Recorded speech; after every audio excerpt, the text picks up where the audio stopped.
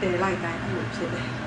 နေ့စဉ်နဲ့ညစိတ်နဲ့ကိုယ်နဲ့မကပ်ဘူးအာယုံတွေကများနေတာကျမအကြိုက်ဆုံးတစ်ဖေးကျမရဲ့အလတ်တရားကိုဒီလိုတည်ငင်းနေဖို့ဂျာမနီကောလိပ်လုတ်တွေများအာယုံတွေများပြီးတော့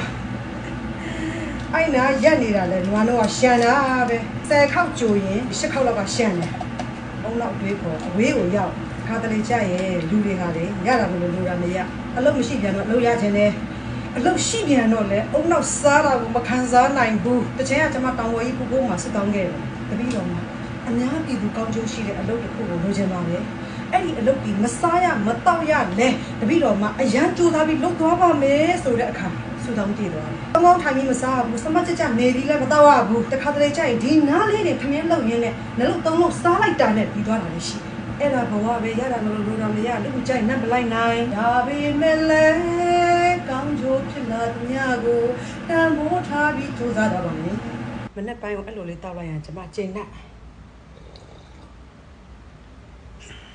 အမြဲတမ်းမနေ့တိုင်းကိုချိုက်နေတဲ့ coffee ပဲဖြစ်လက်ဖေးပဲဖြစ်မိုင်လိုပဲဖြစ် overdone ပဲဖြစ် hot lip ပဲဖြစ်နွားနို့လေးထည့်ပြီးကြိုပြီးတောက်လိုက်အဲ့ထဲမှာ collagen တစ်ထုပ်ထည့်လိုက်ပြီးမှကိုလိုရမယ့်အလုပ်ကိုဆက်လုပ်သွားမယ်ကို့အတွက်မင်္ဂလာရှိပြီးတာယာလှပစေတဲ့အဲ့ဒီဓာတ်ကိုအရင်ယူလိုက်တို့ကတော့နွားနို့တောက်လို့ရှိရင်အစီများတယ်ဘာညာစားချင်တာစားတောက်လိုက်နေ့လည်းထမင်းစားတောက်ပြီးရင်ငါးစီကို9လုံးတောက်ပလိုက်ဒီနေ့ငါစားတာတောက်တာတဲ့အစီမများဘူးဆိုရင်3လုံးနဲ့ပုံမှန်တောက်အဲ့ဒါတော့ပြည့်စုံတာပါရှိလဲစားရတယ်တောက်ရတယ်စားမယ်တောက်မယ်ပြီးရင်ကာကွယ်မယ်